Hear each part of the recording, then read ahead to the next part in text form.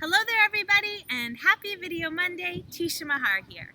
This week's video is all about cortisol, and in this video I want to teach you a few easy ways that you can get your cortisol under control if you think you might have a little bit of a dysregulation happening in this department. So basically, cortisol is the hormone that is released in your body when your body is experiencing stress. Now, when it comes to stress, there are a number of different types. Firstly, there is mental stress. This would fall into the line of stress from work, stress from school, if you're studying and you have exams and all that kind of stuff. And then there is physical stress. Physical stressors would be overworking, under-resting, so not enough sleep and rest and joy and fun. Over-exercising is a physical stress, so all of these things. Then there's emotional stress, which could be caused from your work. It could be caused from a relationship problem, a problem with a friend. Emotional stress could be caused obviously from the loss of a loved one or a friend, or the death of somebody. The ending of a relationship, breakups are huge emotional stressors. Moving can be an emotional stress.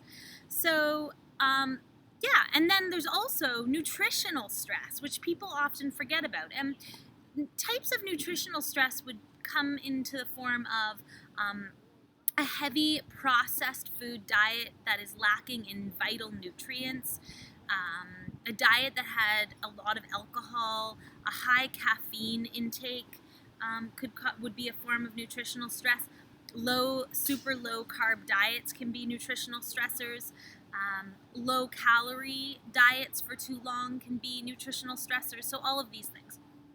Now, let's say somebody is doing a super de-duper crash diet, okay? Plus, they are just coming out of a relationship, and that's why they're doing the diet, because maybe they want to feel better. Plus, they hate their job. Plus, they're using caffeine to keep them going because the low-carb diet or low-calorie diet isn't fueling their body properly. Okay, and then let's also throw in there, just for kicks, I don't know, they're also, they've also had a loss in the past year, like the death of a father or a mother or something like that. Okay, so put all of those onto one plate and you got a problem probably with cortisol. So what I want to encourage you this week to do is to make a list of all of the things in your life that are creating stress. So all of the things that could potentially be elevating your cortisol. And then I want you to look at that list, and right now in this moment, there are probably a lot of things that you can do. There are some things, of course, that are not going to be in your control, the loss, the breakup, etc. But if there are dietary and exercise and undersleeping patterns and all of that in the mix, you got to get that under control. I beg of you to do this. So the reason I was inspired to do this video is because I myself, in the last couple weeks, got myself into a little bit of a mess with what I think was a bit of a dysregulation with cortisol. So what happened was I was really stressed out. I've been taking these courses that are stressing me out. They're really, really, really difficult chemistry and physics courses, and I was feeling completely overwhelmed by that. This was causing me a lot of anxiety, which I'm kind of prone to if I don't watch it anyway. Tons of anxiety, which was affecting my sleep. Sleep is so important for everybody. I find I'm especially sensitive to that. On top of that, what else was going on?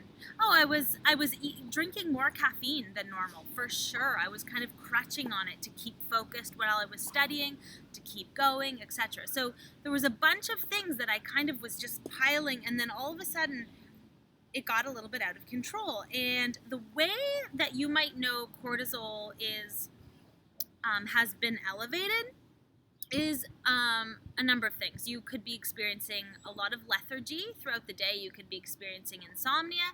You could be experiencing anxiety and symptoms sort of depression. Your body will retain water often. So cortisol causes the body to hold on to water. So water retention is a sign of it. Kind of overall like feeling kind of puffy.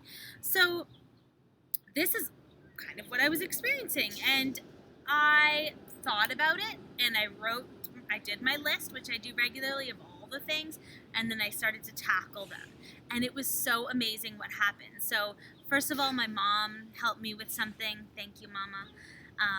She has a way, my beautiful mother, of making me feel like everything's going to be okay. So I had some time with my mom, and she helped me with a few things, and then I also started doing some meditation, which I was kind of slacking. I did a couple really chill, relaxing yoga classes. I immediately stopped my intense workouts. I cut out the caffeine. I added in a whole bunch of green juice. So I basically took all the things that were creating the cortisol and wiped them out, and added things that would help to soothe the cortisol. Meditation, gentle exercise, enough sleep, more sleep, getting out the bad things in your diet and adding more of those good things. All of these super easy fixes. And it's amazing what happened. I started to shift in a huge way. I started to feel so much better, so much more alive, so much more connected with myself. When I ever get myself into a situation like that, I feel so disconnected. And it's really hard in those moments to know what to do unless you really know yourself and unless you've experienced this before. So if this speaks to you, please do everything you can to soothe yourself. Don't push yourself anymore.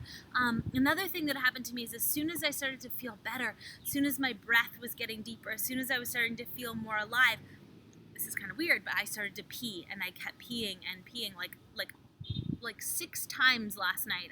I just kept having to go to the bathroom, and all the water was draining. So wow, the body. Whoa! I love the body. I think it's just amazing. But what I wanted to tell you this week, what felt very important to me, was to say that even though, like, it's really easy when you get into those modes where you're stressed out, you're kind of in this fight or flight state, it's really easy to think more is going to be better. So you start to push yourself even harder, and you just exacerbate the problem, and you won't be able to think clearly. You're going to be less efficient. You're going to be sad. You're going to be a hot mess. So you have to take care of yourself. And I was reminded of this week because, like everyone else, I am human, and sometimes I lose perspective. And I'm just feeling so much relief that I wanted to share that with you guys this week. So as always, I hope this reached whoever needed it, and I hope you all have a great week. If you don't follow me already, please visit my website, www.teshiamahar.com.